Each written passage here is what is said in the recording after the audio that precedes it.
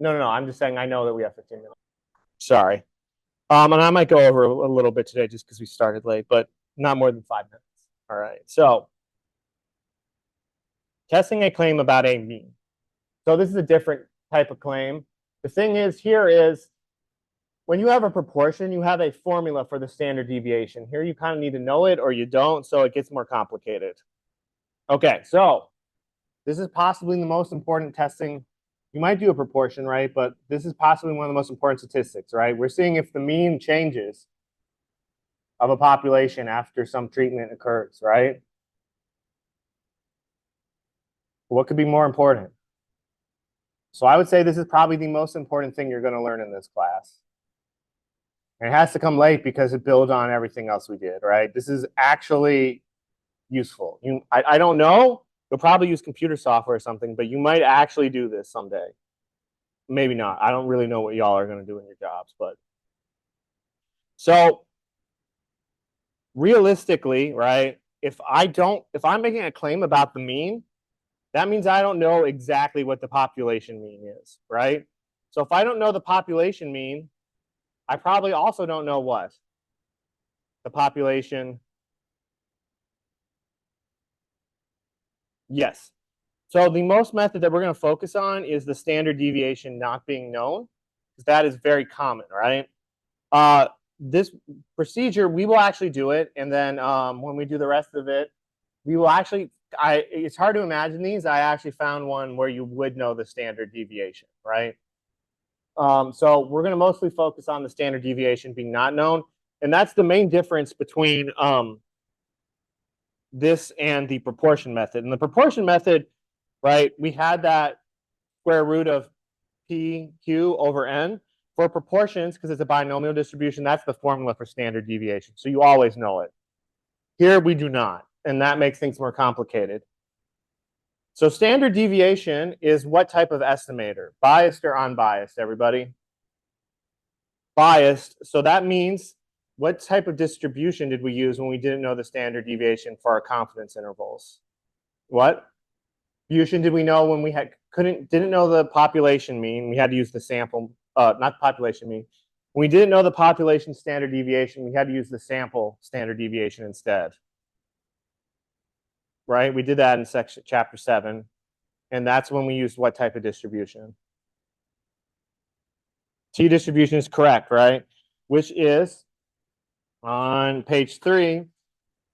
And then Mars, this is why you, even if you like for the proportion, you like the p-value method, you have to use the critical value method for the t distribution. You can calculate p with your calculator, which I'll show you how to do, but you cannot without the calculator, right? Because we couldn't do what we did with the p distribution with every t. So we just have a couple of critical values, and we just have to compare it to that. I know I'm getting ahead of myself. It's okay if you didn't follow that, but that's why it's important to know both methods. Note that, right, we're making a claim about the population mean. Sometimes you might see the mean of, this means the mean of the sample means. Remember, the central limit theorem said that these are always the same thing, right? They're not the same thing, but they're the same value, right? The mean of all samples, of all the sample means, is the same thing as the population mean. Do you remember us? This was a question on your most recent celebration. Y'all remember this? They're two different things, but they're always the same. So here is the terminology, nothing different. Again, when can you use this test? You need to know that the sample is simple random, and at least one of these things has to be true. The original population has to be normally distributed, or your sample has to be more than 30 in size. Since your standard deviation is not known, right? Remember this. You guys should have burned into your head because it's both in chapter 7 and in this chapter. If you are doing something with means, right? Whether you're computing a confidence interval or you're doing a hypothesis test, if the population standard deviation is not known, right? That means unknown. T. If it's known, Z. We are going to focus on this case because it'd be weird for you to know this, right? This you shouldn't have burned into your head. Remember how to use the t-chart. Remember degrees of freedom is n minus 1. And remember the test statistic t uses this formula right here. This is all review. So the student t distribution, remember it's symmetric like the z distribution, except the t distribution is different depending on the sample size, right? All t distributions have thicker tails than the normal distributions. You remember me saying that, right? But as the number of degrees of freedom comes down, the number of tails, the thickness of those tails goes down. And as the degrees of freedom approach infinity, you get closer and closer to the standard normal distribution, right? Since it's symmetric, it has a mean of 0. But since it has a larger tail, right, than a z distribution, it's more spread out, aka its standard deviation is larger, right? This is the same critical value method as before. So you just wrote this down. You don't need to write it down again. But this is for mean. So the only difference is, anyone see the one thing that's different about one of these steps is different? I'll tell you, 6 of these steps are the same. One of them is different. Yes, 4. And what's different about 4? The formula, right? Because now your test statistic is t instead of being z. Well, here's an example. They looked at the amount of sleep, right, that adults get, right? And they have a kind of a small sample, only 12 adults, right? And of those 12 adults, right, the mean of that sample is that on mean, it's not good. You're supposed to get, what, 8 hours, they say, right? But they got less than 7. Right? And then the standard deviation is basically 2 hours. So that's a fairly big standard deviation for something like that. All right. A common recommendation is that adults should sleep between 7 and 9 hours each night. So we have a sample. It's only got 12 people. Their mean's a little less than 7, right? So we're saying, is this a do we have enough evidence here to support the claim that on average, people sleep less than 7 hours? And the answer is, I don't know. We have a mean less than 7, but our sample size is pretty small. So that might not, so it's easy to imagine that this could happen by chance, right? Does everyone see what I'm saying, right? That maybe your mean's really around 7.3. But since you only collected 12 people, you got a mean, you just chose 12 people who don't sleep enough, right? Maybe college students, I don't know, right? So let's do so you want to do the test, right? So first you want to check the requirements, right? The first requirement is that it is a simple random sample, right? The second requirement is either that the population is normally distributed or n is greater than 30. N is not greater than 30 here, right? So that means, and I will never ask you to do this, but I just want to show you that. So they did some analysis. So if you had a sample size that's less than 30, they did some analysis, and they found out that the sample seemed normally distributed enough. So it's good to go, okay? Let's see if we can get this. Oh, God, it's going to be tight. Okay. So let's start this example. We might have to finish it on Wednesday. All right, so let's just do a lot of this stuff. Step 1 is to state, maybe you know this now without even looking at it. Step 1's easy. You state well, that would be in the testing claims about proportions. Here we're testing a claim about means. But it's going to be it's the same thing, but it's just, I think the claim's going to be about the population mean, but you need to identify the claim. Right? But it will be, but you're right, it's going to be something about the population mean, right? So what is the claim here? Well, that's a test statistic, that's a statistic, right? Because that's about that sample. The claim that we want to see is that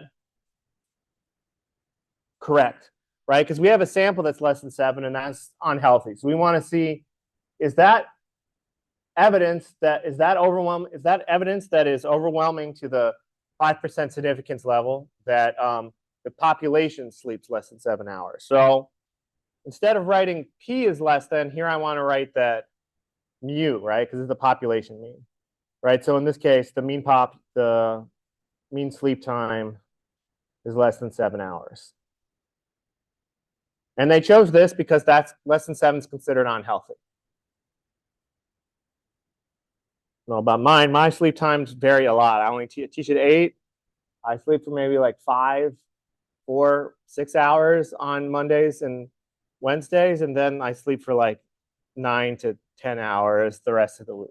So it's weird. All right, so that's the original claim. 2, we want to identify the null hypothesis and the, all right, everybody, you should be really good at this. The null hypothesis always equal sign, right? Now before it was always P equals, here it's going to be mu equals, right? Because we're talking about a population mean. It's going to be mu equals 7 in this case. Alternative hypothesis is, yeah, it's what you usually, I know it's weird because you say it's your alternative hypothesis, but it's typically what you actually believe as an experimenter. We do. I'm not done yet. Yeah. And this is, but thank you for reminding me. I always forget to do that. I'm actually going, I decided to, in my next presentation, include it as a separate step so that we won't forget. Okay, this is left or right-tailed, everybody, or both. We haven't had one like that, but left. Not, so it'll be both if the alternative hypothesis is that it's not equal to, but you don't have, right. Because you could imagine, so like in that Lipitor example, if somehow if there is a statistical change, like a statistically significant change in flu symptoms, but it actually made fewer flu symptoms as opposed to more, right? That would not be evidence that supported our claim, right? So if the claim is just that, hey, I just think this value in general is BS. I don't have any reason to believe that it's wrong in either direction, right? Then we'll see some examples like that. It doesn't come up as much. No, because remember, you're kind of shading like region. You're never going to get enough evidence that anything equals some value, right? Like that's because it's a continuous distribution. How would you do that? So the alternative hypothesis is always an inequality, right? And if you imagine, Regina, the null hypothesis is always an equality. So it'd be kind of weird if they both, yeah. One would have to be like it equals 6, and the other one would be like it equals, I don't even know what the hell that would mean. So let's just not go there. Okay, and this is left-tailed, right? So guys, I'm just going to finish steps 3 through 4, right? To calculate the information that we need, and then like we can interpret that when we get back, right? 3 is easy. It's simply what is the significance level, and it's the easiest part. Please no one miss the significance level question on the take-home celebration or any celebration. It is, in this case, 0.05. So we're saying maybe before we required a lot more evidence, right? We wanted a less than 1% chance. Here we're willing to settle for less than 5%. I don't know why. I just because I said so. That's how that goes. Okay, 4. We want to calculate something. Test statistic, and this time the test statistic is T instead of Z. Because it's T because we do not know, everybody, the of.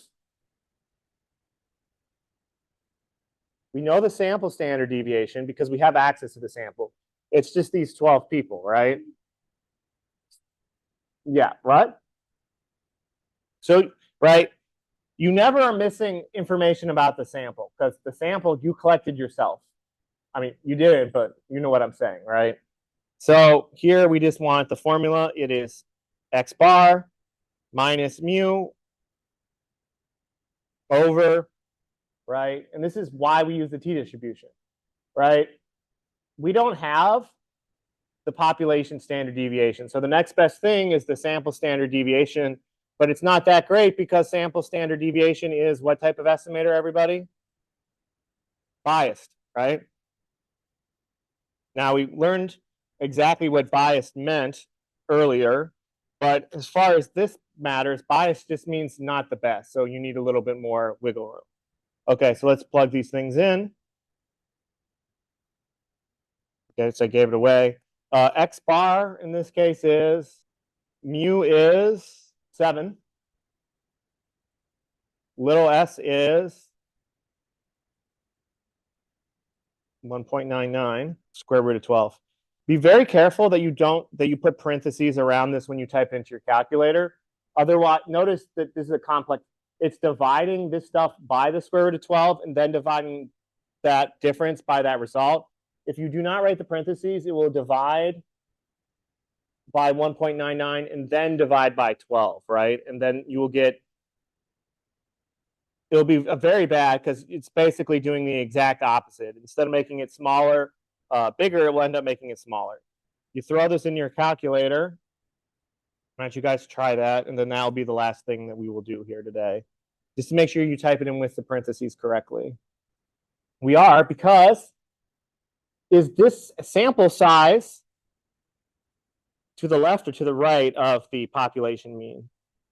To the left. So it should be, it's a negative z value, right? Because it's beneath what is suspected to be the mean, right? And the negative number you should have got, if you did this correctly, was something freakishly close to 0.3. You got negative 0.300. Let's see, square root of 12 will be about, did you make sure to put these parentheses like this? It's pretty close to mine. Maybe I just typed it, maybe I just had it different. I'll take a look at what you typed in your calculator, but this is what you should have gotten. All right, ready to go over.